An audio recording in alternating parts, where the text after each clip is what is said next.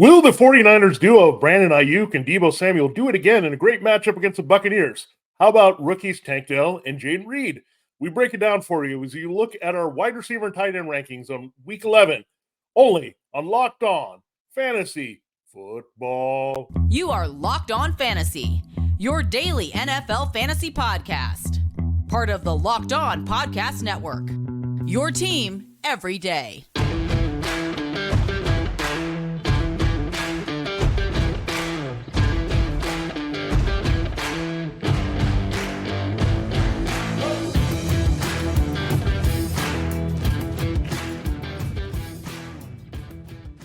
Greetings, everyone, and welcome to another edition of the Locked On Fantasy Football Podcast. As usual, I'm one of your co-hosts, Vinnie, Iyer, and I'm not doing this. I'm writing about NFL fantasy and betting for sportingnews.com. Hey, I'm Michelle Magdziuk, researcher for NFL Network and fantasy analyst for NFL.com.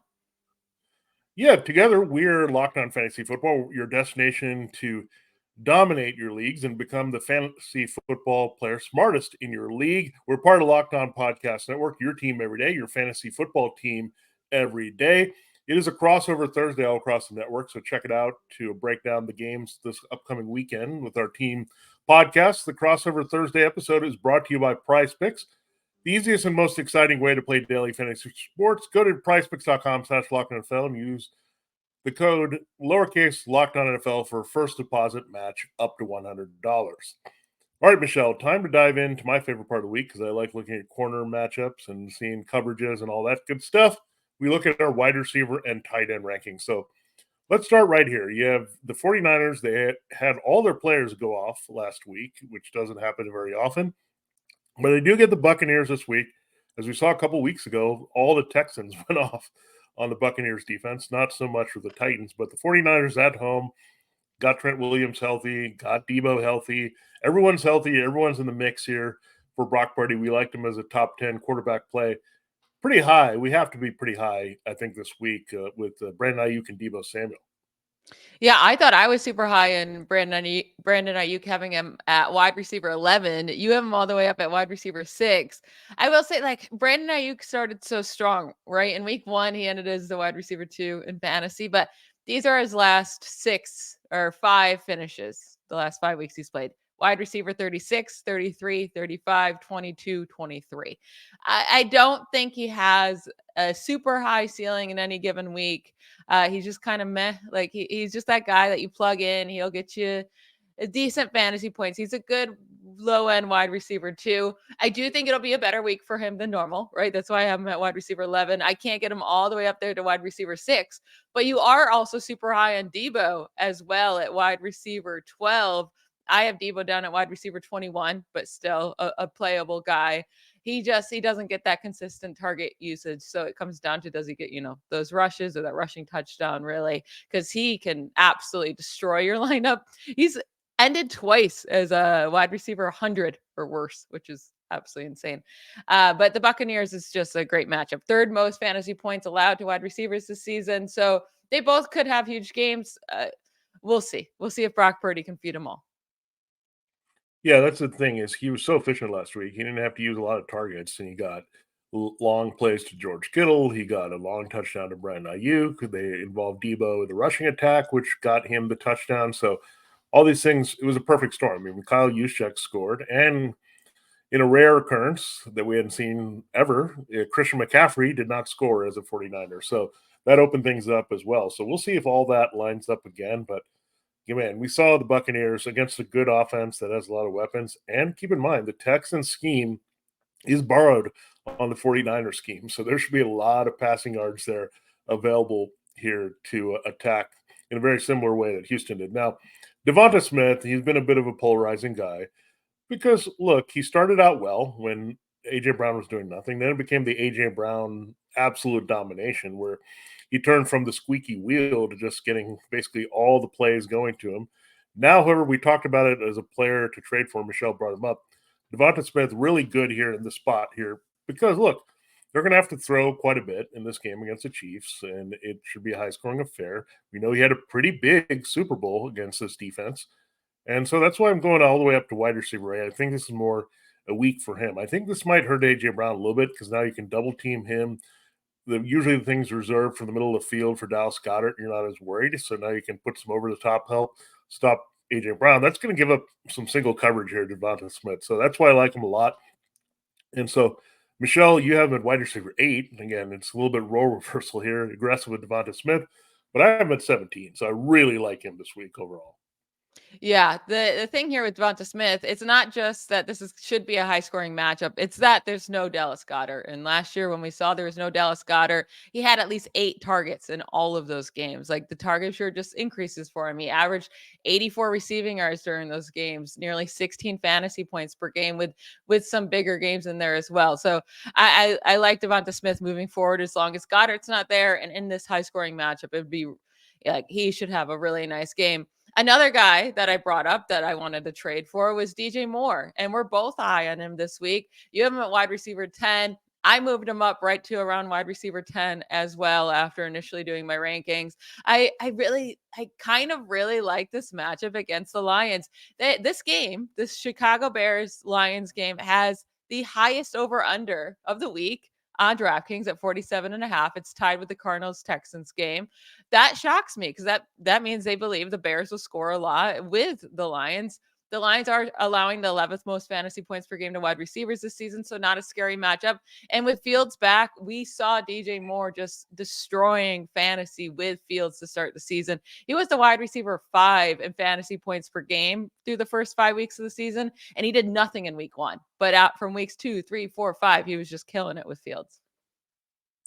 Yeah, let's just hope his thumb cooperates the rest of the week and he's good to go here. I mean, it is a painful injury. That's why we haven't seen him on the field. So if that's the case, you feel pretty good because DJ Moore would probably get the Cameron Sutton matchup. So that's not bad. He would avoid the one inside that's really tough here with Brian Branch because Darnell Mooney has been lining up in the slot. So that's really good news here for DJ Moore where the matchup really lines up. And yes, we want that garbage time, and that's what we can get with Justin Fields.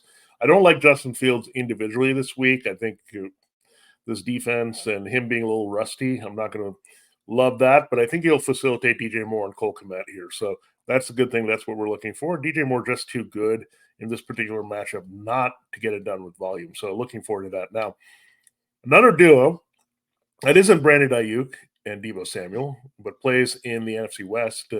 That's been volatile. They were hot for a couple games there together, but it's been pretty underwhelming since they got there and played as teammates Cooper Kupp and Puka Nacua. Now, if you look at it, I would say Puka has a slightly better matchup on the outside. I think he would get Trey Brown for the most part, but I think it might be a little bit tougher on Cooper Kupp if they put Reek Woolen on him and give him some help. So I don't know what is going to go on with this passing game, but one good news that we are getting here is Matthew Stafford looks good to go to return. So if Stafford's in, you feel a lot better about these assets. And again, you're hoping that the Seahawks come out firing, so you have the Rams having high volume in this game. Yeah, the Cooper Kupp thing is so weird because he came back from injury, had 2 really good weeks, and then just completely disappeared, right? Even with Stafford, I mean, wide receiver 61 and wide receiver 73.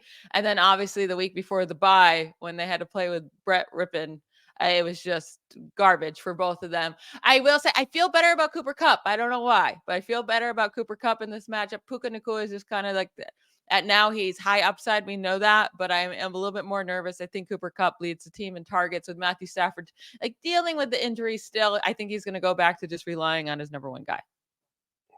Yeah, it'll be interesting to see how that plays out, and we'll have better indication, I think, the rest of the year. But again, at least they're back playable. If it was Brett Rippon or someone else, we would not have gone in that direction. But really glad that Stafford only missed a game and a bye here. So that's huge here for the Rams going forward. And we don't necessarily want to see Carson Wentz on the field there. So that's good right now for Stafford and his prospects. I wouldn't play Stafford, but again, I think he can get the ball to these guys, Kupp and Nacua. Now, we will get into our next group of wide receivers there, and then we'll close looking at tight end rankings and where we like certain guys or don't like certain guys this week. Before we do that, I do have to tell you that Locked On has launched the first ever national sports 24/7 streaming channel on YouTube. Locked On Sports Today is here for you 24/7, covering the top stories of the day with local experts of Locked On, plus our national shows covering every league. So go to Locked On Sports Today on YouTube and subscribe to the first ever national sports 24/7 streaming channel. Before, again, we get into the rest of the wide receivers, we have to talk about one of our fantastic sponsors. This episode of Locked On Fantasy Football is brought to you by DoorDash. And look, I love Sundays. I work on Sunday, but I also can sit there and watch all the games, absorb all the fantasy love there, and people going off. And I don't want to leave. I want to watch these games. A lot of them have exciting finishes. We had 5 games come down to walk-off field goals. So yeah, I don't want to leave anywhere, but I'm covered. If I need something to provide sustenance and get me through an NFL Sunday, I can always count on DoorDash, and DoorDash is going to come through for you.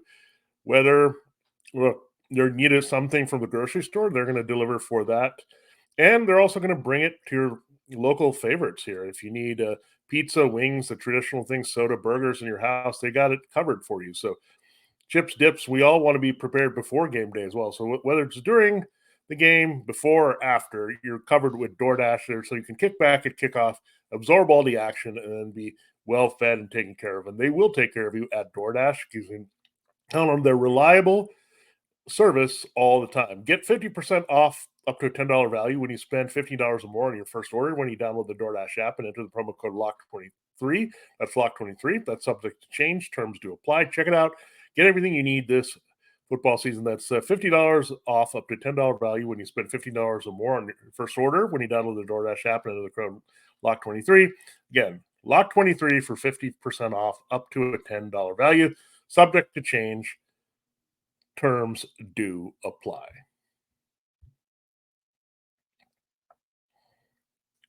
All right, Michelle, time to continue our look at the wide receiver rankings and some on the middle to lower tier, borderline wide receiver 2s and 3s. All right, Courtland Sutton. All right, we looked at him and he made an amazing catch.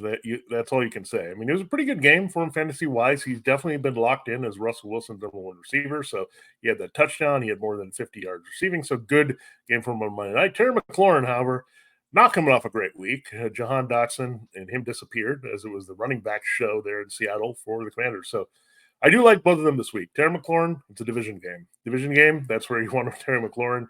He just owns all these teams. Courtland Sutton has just been balling, and look, he has a really good matchup, I think, on the outside, especially if Caleb Evans misses the game for the Vikings. Yeah, with Courtland Sutton, it's so much is going to come down to touchdowns. That's pretty much where he's getting all of his points. But it seems to be he's the only one catching touchdowns for the Broncos, and it's a nice matchup for him against the Vikings there. And then with Terry McLaurin, I never get excited playing him. Like he's a playable guy, but I mean he's finished as a top 20 wide receiver just twice this year. He hasn't finished inside the top 12 at all this season. Like there's just no upside there with him, and he can put it. There's also like no floor either. It's not like he's always safe either. So he's definitely playable. It's just never an exciting play.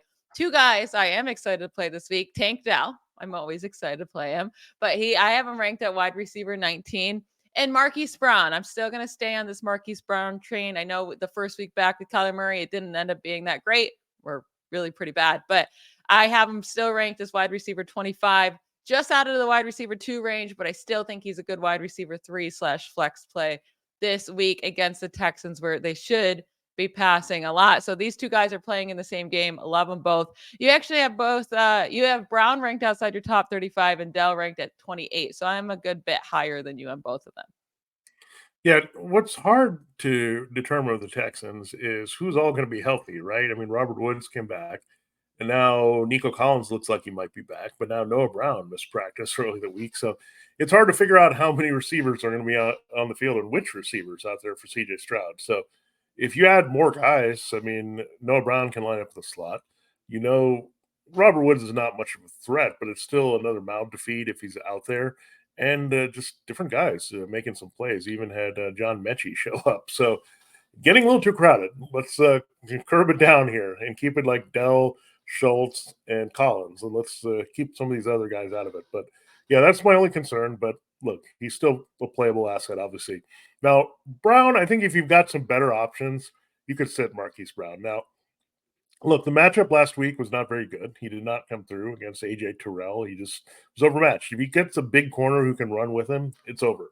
This week it's a little bit better, but they have a good secondary with Derek Stingley Jr. back there. So just a little bit buyer beware. I think if we want Stingley a little bit on Michael Wilson, that'll help in this game. And you want Brown to run some of those inside routes, right? I mean, it was a lot of Trey McBride last week. So let's hope. Let's hope. He's too talented to not use. Maybe they're phasing him out. He's a free agent. I don't know. But he needs to come through this week big time as the number one target. So we'll see how that goes. Now, Tank Dell, rookie we've been high on all season. Michelle, we really love these other two rookies this week, and they both often line up in the slot and almost exclusively here. Jayden Reed of the Packers and Rashee Rice of the Chiefs. Yeah, I really like Jayden Reed's matchup a ton. So, hey, I'm just liking what I see out of Jayden Reed. I mean, I liked him going up against the Steelers because I loved his matchup then, but just watching him play, like really concentrating on that Packers Steelers game the whole time because I'm a huge Steelers fan. Jayden Reed impressed me, and I do just think he's by far the most talented wide receiver they have on that team. And sooner or later, like he'll get more targets.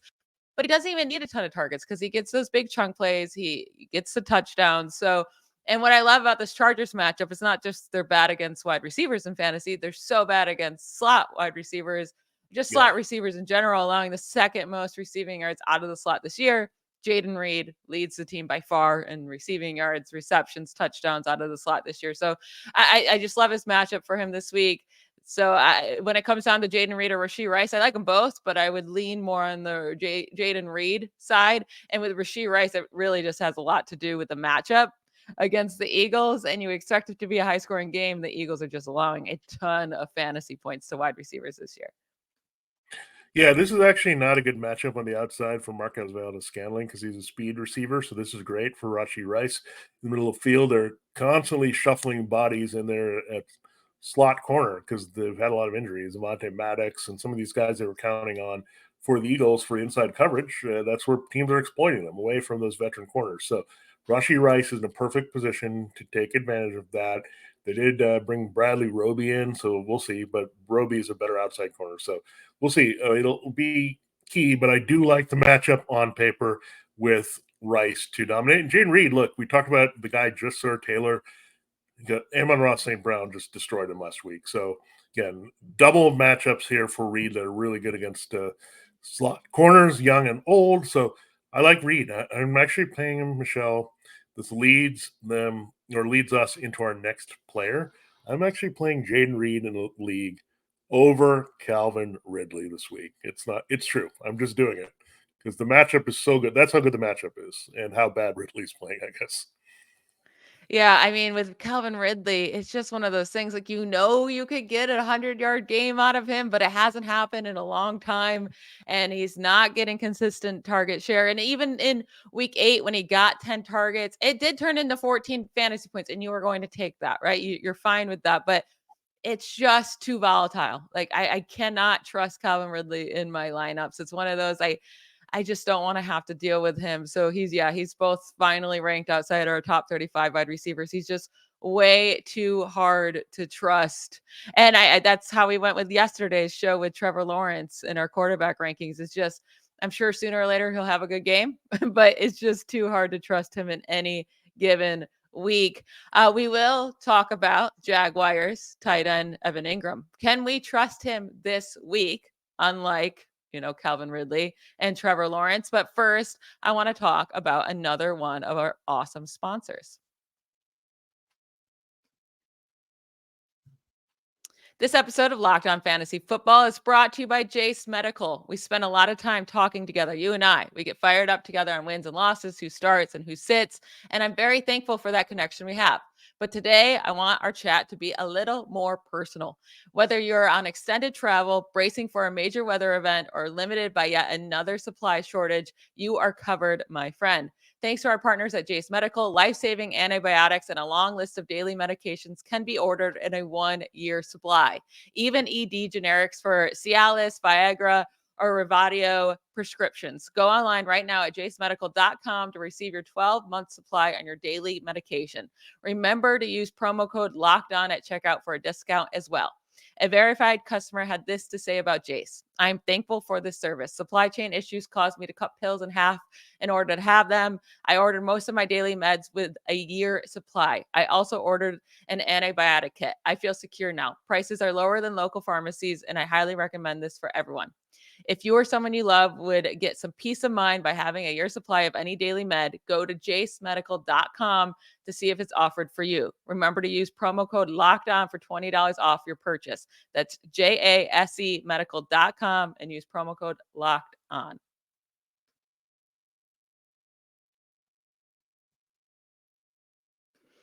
All right, Vinny, we have the same exact top 8 tight ends this week. Now, a little bit of a different order, but pretty much the same. Travis Kelce, TJ Hawkinson, Dalton Kincaid, Mark Andrews, Sam Laporta, George Kittle, Dalton Schultz, and Trey McBride. I am extremely happy playing any of those 8. Like, not worried about it. They're not all going to perform because that's just not what happens in fantasy football, but they all have a good chance of performing well this week.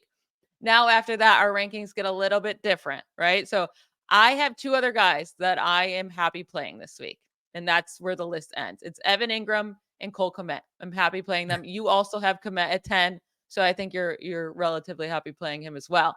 But Evan Ingram, I have at tight end 9. You have him at tight end 14. So that's really our big difference here in the tight end rankings. Why are you so scared of Evan Ingram this week?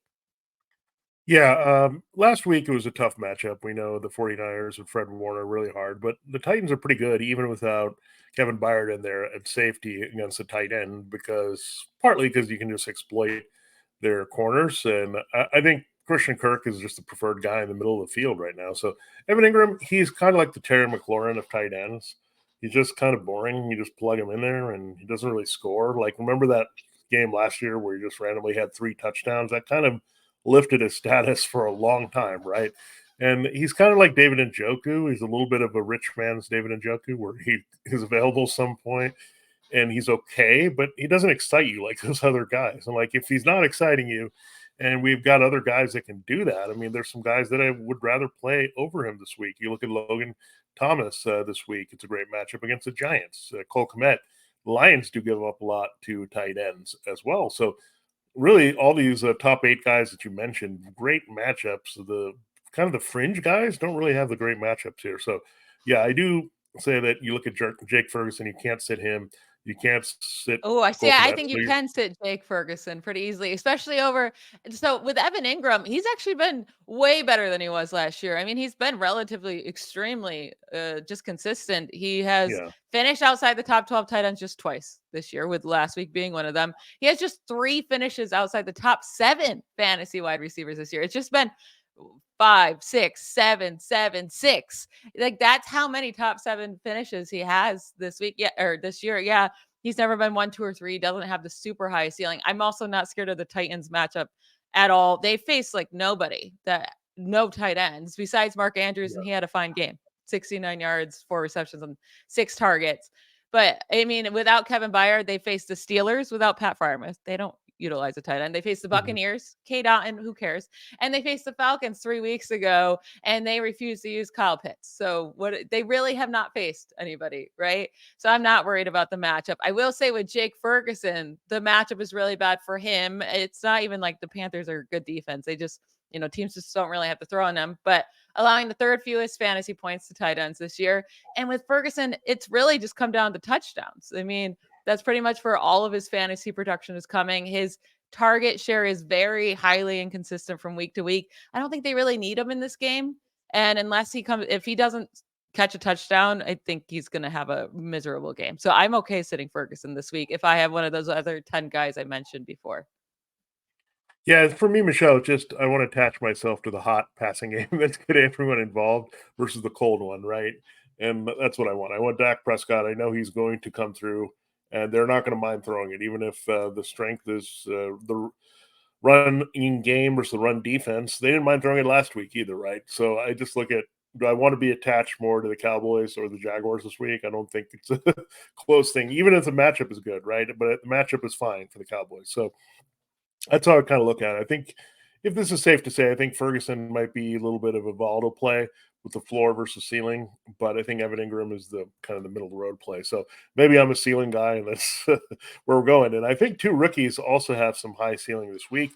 They actually have looked good in recent weeks here. They just need more usage. That's the bottom line here. Luke Musgrave and Michael Mayer. Now, look, they've let Dalton Kincaid and Sam Laporta have too much fun in this rookie class. They need to get into it. I think they can finish strong here. Musgrave is a big play tight end. The Chargers struggle with that type of person. I know they didn't let Sam Laporta do anything, but did have a touchdown allowed to Brock Wright last week. So they still got in the end zone with a different tight end, Detroit against the Chargers. And then you look at Michael Mayer, great catch last week, went up and got it, just owned his guy, got to just throw it up to him. And the Dolphins cannot cover the tight end. So I think this is a very good spot for both these rookies to maybe flex a little bit more. Yeah, I like Musgrave a bit more just because of the matchup. Like you said, Brock Wright got into the end zone last week. The week prior, Tyler Conklin had 6 for 66. The week prior to that, Travis Kelce, I mean, that's Travis Kelce, but he had 179 yards and a touchdown. And then in week 8, Cole Kmet had 17.9 fantasy points against them with 10 receptions, 79 yards. So over the last 4 weeks, the Chargers have just been beat by tight ends. So it all just comes down to, can Luke Musgrave either catch that big pass, which the last 2 weeks, I mean, he's had over 50 yards without having more than 3 receptions. So he could do that.